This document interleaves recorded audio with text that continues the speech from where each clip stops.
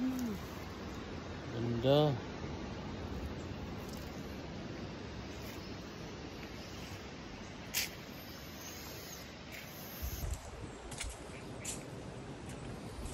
Alright guys, ayan, dito po tayo ngayon sa Minasangay Beach Resorts.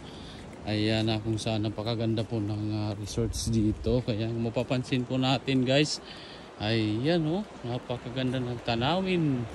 Ayan, very refreshing. At talagang mapapawaw ka sa ganda ng beach dito. Ayan, ayan, medyo tumataob na yung dagat. At lumalaki na. At sa harap ko niyan ay Pacific Ocean. Ayan.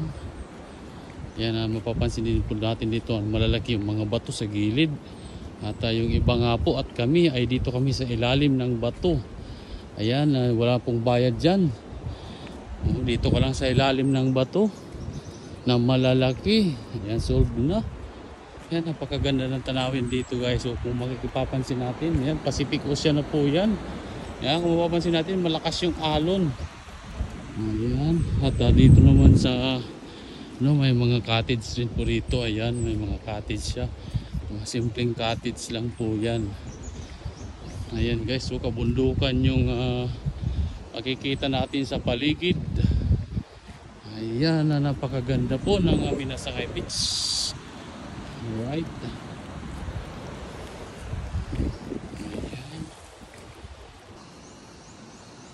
Guys, so napakaganda. Ng pagkapaligiran, tingnan nyo guys. Napakaganda ng beach ng paligid. Ayan, may nangisda pa dyan. Ayan, napakaganda talaga. Ang sarap balik-balikan dito. Ayan, kung mapapansin natin guys.